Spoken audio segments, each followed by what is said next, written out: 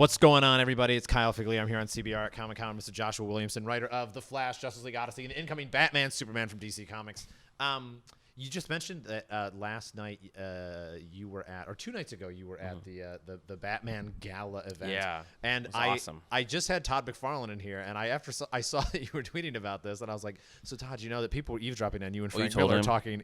I wasn't alone though. There was a lot of people that were eavesdropping. I wasn't really eavesdropping. I was definitely spying. I was only staring. It was Todd McFarlane and Frank Miller, and Todd had just got off stage where they were talking about this giant statue they made of his art of Batman. It was awesome.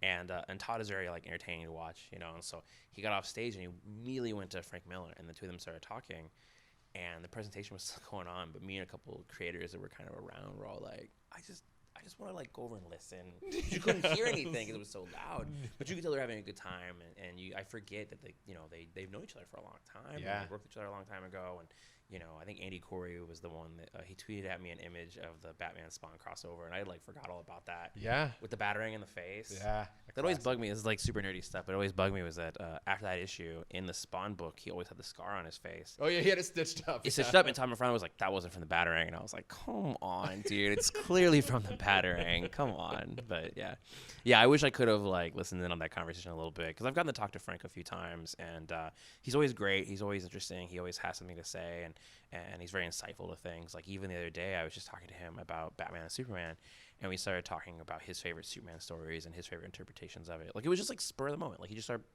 he had something to say. He was just on it, and he found out I was doing the book, and then he had questions, which also put me on the spot. No, yeah, right. Frank Miller wants to know about your Batman and Superman comics. Yeah, it's one thing when you're talking to your friends, and then all of a sudden Frank Miller is the one being like, "I have questions," and you're like, "Oh no, I'm gonna fail. This is gonna be rough." But it was good. It was talking about the two characters and talking about their relationship, and then some of his favorite interpretations of those characters, and he had some interesting things to say that made me think about stuff moving forward in the book. Yeah, I love Frank Miller. It was really great getting a chance to talk to him. So, Batman, Superman, I'm going to ask the nerdiest question I can to get into this, which is, did you guys discuss how to order that in the title? Because the last big book was Superman, Batman, when Jeff Loeb and Ed McGuinness launched it 15 years ago now or whatever. Yeah. I mean, was that one of the things that was we've got to find a way to differentiate this from team-up books that have come in before? Well, they actually did a Batman Superman book during New 52. It was Greg Pak and Jay Lee. Oh, right. Right, and so I think we were trying to continue with that one. And there was a moment early on where it was going to be Superman and Batman, and it was going to be very Superman-centric. I think it started to switch around when we realized the Batman Who Laughs was going to be the underlying villain of it, because he's not the forefront villain, but he has a presence in the book. Yeah. Once we knew the Batman Who Laughs was that, and it was going to be continuing from the Batman Who Laughs series and Metal, then it changed to Batman and Superman. Once we knew it was going to be a little bit more of his mythology moving forward, even though it's really a lot about Superman, it's a lot about the relationship that Batman and Superman have, and because in the Dark Multiverse, this isn't a spoiler. This happened during Metal. In Metal, they showed in the Batman Who Laughs special that the Batman Who Laughs killed his Superman in that world, and I think there's a part of him that regrets it, wishes he hadn't. It's he came over all these fake Batman, right? He came over all the Dark Knights, and they lost. And I think there's a part of the Batman Who Laughs that's you know what, I shouldn't have done that. I should have brought my Superman with me. Yeah, is that a kind of thing he would have been a great weapon, a great asset? Yeah. Best tool in his utility belt. That's what he says. Yeah. And so he has this thing. I'm getting into maybe a little spoiler stuff here, but it's that thing of I really wish I had a Superman. So that's part of what Batman Superman is about, is him being I really wish I had a Superman. And then we get to play around with the other characters, and it's really about him saying he needs a team. Batman Who Laughs realizes that he needs a team, and that's where he starts building out the infected characters and stuff like that. But yeah. So it's really interesting. Again, we were talking a minute ago about this idea. My kid watches this show called Ladybug. All right, this is gonna be. I know what it is. You know Ladybug, right? But every episode of Ladybug starts with the same thing, where this guy sends out these moths, and he's "They're going to evilize you," and it's just now you will be evil, and that is where this comes from. But this is not. I mean, you guys are doing this thing with these characters becoming infected, but that's not just. And now you are evil. No, it's not like that at all. It's not just you are evil. I mean, you look at the Batman Who Laughs, and I think some people get confused where it's the Batman Who Laughs is not the Joker. He's Bruce. It's Bruce if Bruce made the decision of what's one of the rules of Batman? Batman always wins, right?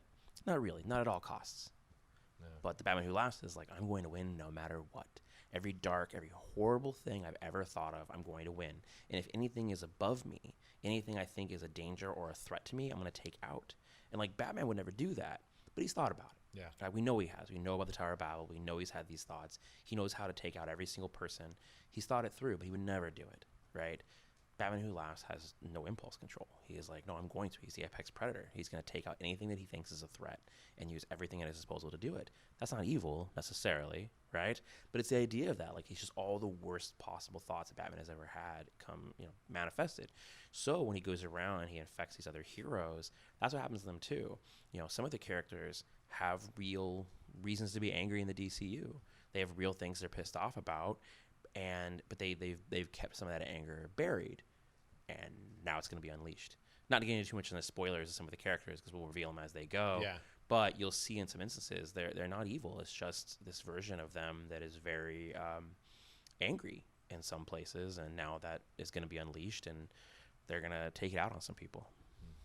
Well, the one other piece of this book I do want to talk about is Shazam, because I think it's really interesting at a point to be playing with Shazam as a character, because finally this movie is out. And I think Shazam's always had like a certain pop culture cachet. People have known who that character is. But now everybody knows that character, and everybody knows the super lighthearted version of that character. I mean, does that give you some extra juice to come into this series and be able to play with him in a different way? Yeah, originally, getting super behind the scenes on stuff, originally he was going to be the last character revealed. He was going to be the last one that we were going to use. And we had all these conversations about who was going to be on the list, and we were always unsure if he was going to make it or not. Like, he was one of those characters we were excited about, we thought would be different and interesting. But I think because of that movement, because of people knowing who the character is, there is heat there. And so people were like, what if we did him first? What if we went right out the gate with him? And I was surprised by that. But then once we started talking about it, I was like, oh, you're right. That could totally work. We could totally do that story right now and show this alternate dark version of him right now. And it'll be surprising for people. And then you have this kid where it's like the dark version of him is you have this 13-year-old kid that suddenly has the powers of gods. Thankfully, it's always been Billy Batson, who's this family-oriented person who has gone through this transformation, like with Jeff and everything, putting him through to make him a good person. But what if he was just a brat with powers? Now we're into the good son territory, yeah. Exactly. So you're able to get in there and really do that stuff. But it's been great. And David Marquez is drawing it, and we were able to get him over from Marvel. And he's awesome. David Marquez's pages are crazy. Like, some of the stuff that's coming up are insane. Like, we haven't shown everything yet, but there's some stuff from issue 2 that's really nutty. I'm really excited about it. So at the same time, we've been working on The Flash for quite a while now, and you and Howard have really gotten this great tandem going between you guys creatively. Yeah. You've been doing Year One, which in some ways has been I don't even say heartfelt exploration of kind of Barry and what he's really all about. And as we've been watching that kind of series that looks back on things, and then you just come out and say, oh, and next we're going to kill the Speed Force. That's just going to be how we follow. I mean, what is with, I mean, do you like that idea where when you're doing a long series and you have that kind of creative juice going, you'd be like, all right, I can go to the absolute highs and then the crushing lows a little bit? Yeah, for sure. I mean, I have a really big plan, a really big story that I want to do with Barry, and I have something I want to say about Barry from the very beginning. And all of this has just been that, it's just a roller coaster ride with him to tell this really giant story. But thankfully, because now that I've been on the book long enough and I know, like, they're happy with me, I'm happy with them, right, with DC stuff, they trust me to do longer term planning. So it's sort of this thing where it's like, when 25 was coming out, I knew what was going to be happening in 50. And I knew a little bit was leading up into 70. Like, I knew, right? When 50 came out, we knew what 70 through 75 was. We knew about Death of the Speed Force already. We knew about a lot of the stuff leading out. And, like, now I know all the stories going on for a while. Yeah. Having the freedom to do that, have the freedom to plan things out is awesome, because all kinds of little tricks you can do. There's ways you can seed things really far back that if somebody actually sat and read the whole run at some point, they could see, like, oh, he was really teasing this stuff from the very beginning some places. And you can see that, like, C plots and D plots that eventually become A plots across the whole thing. There's a lot of freedom there, and it's really fun. And then I get to work with artists and pitch them stuff ahead of time and get them excited about before they can draw it, because, then they're also involved in the story with me. Like with Howard, getting to talk to Howard about each one of these big arcs that he's been able to work on, like, a year in advance, it really gives us both a lot of fun and the advantage to kind of, like, just plan stuff out and make it big. But it's been really good. Yeah, and Death of the Speed Force will be, it'll be crazy. Yeah, it's going to be a cool story. It's really funny because we started this whole thing talking about Frank Miller a little bit, but I mean, we have that idea of Frank Miller doing Daredevil with John Romita Jr. and doing the origin or whatever, and then on the other side you've got Born Again, where you strip the character away from everything, right? And when you say we're going to kill the Speed Force, in a way that is just a very literal stripping of what's going on, or is it a little more metaphorical in that sense? No, I mean, I'll think about it like this. Okay, so in the beginning of the run that I've had on the Flash, part of that was about how the Speed Force storm hit, and all of a sudden there's all these new speedsters, and you're seeing all this stuff going on with the Speed Force. And so part of the story of Barry has been about building out his family again and building out these people's powers, and all of a sudden there was a lot of people with Speed Force powers, right? Yeah. And then to have the Speed Force die and have that taken away, it allows me to do the contrast of Barry having built this stuff out and then taking it away from him. It can be a powerful story with him, and part of the theme of the book has been watching him build out this team of people. So you have Commander Cold, you have Wally and Wallace, and you have Avery. You're able to keep building out this relationships, and some of the people with the new Force users that we've been introducing, like build this stuff out. And suddenly with this story, Barry's going to be alone. Then he's going to have to go up against some of the hardest stuff he's had to go up against. And I don't want to get too much into spoilers, but when I say Death of the Speed Force, like it's pretty literal. Like there is some big stuff coming, and we're gonna bring back a character that hasn't been seen in the Flash in a really long time in that storyline. So it'll be really interesting. I'm really excited about it. It was one of those things where I asked a couple. I was like, "Can I do this? Can I do this? Can I do that?" And I thought, "Oh, they're gonna say no," and they said yes, and I was like, "Oh, it's on now." But yeah, it's been great. Oh man. So the big picture, I mean, I feel like over the past few years, you've been at DC, you've had a hand in a lot of the events that have been going on. And I know this is the year of the villain, and obviously Batman Superman is playing into that stuff. But I mean, do you feel like that's a kind of a rhythm that you like to get into? Like, hey, what's the big story for the line going to be, and where can I see a piece of that for myself while I'm also doing stuff that's just me?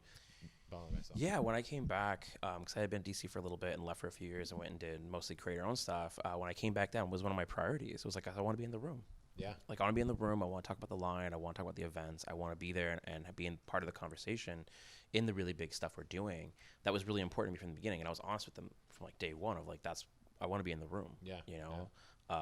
There's that line from Hamilton. Yeah. Right. I want to be in the room where it happens, and it's like that was me. Like I'm not necessarily Aaron Burr, but I wanted to shoot anybody. Yeah. But I wanted to be in the room where it happens. When I saw Hamilton, it was like way after that. I was like, oh man, I think I said that exact thing to DC. But that was important to me to be there and be part of those conversations and be able to work with editorial and work with talent and talk with people. And I think that's why they immediately gave me Justice League versus Suicide Squad. I mean, I was already working on a lot of Rebirth stuff and working with Flash and working with Jeff and moving forward some of the pieces leading into the Button. But that was, they gave me Justice League Suicide Squad because they knew that, and I was working with them on that. And then going from that to the Button, and then from the Button to Metal. I mean, literally, it was like I would be ending an event and then talking about the next event. I mean, we would be sending a book to press, and I'd be like, what's next? And I'm like, all right, let's get started. And then I was a consultant on Metal, and then went from Metal to Justice to Justice League to New Justice stuff. Now you're the villain. And the Batman Superman is crazy crucial. Like, I cannot stress it enough to people of like how important this book is. I think the closer we get to when issue 1 comes out, some of the pieces are going to start coming out and you're going to start seeing. But really, by the time we get around to like September, October, you're going to be like, oh my God, this book is crazy crucial to the direction of the DCU next year. It's very, very important to the stuff we're doing. And it's going to be really, it's going to be a massive impact on the DCU, the stuff we're doing in Batman Superman. It's not going to be like how some of the other Superman, Batman books were, where they were kind of like anthologies. They were kind of off on their own little world. It's like, no, this is something that's happening now. And it's really important. It's going to impact the characters and the story of the DCU moving forward into 2020. But it's awesome. I love doing it. Well, look out for that stuff coming out soon. Joshua, thanks so much for stopping by. Yeah, thank you. And we're going to have more from Comic-Con later on CBR.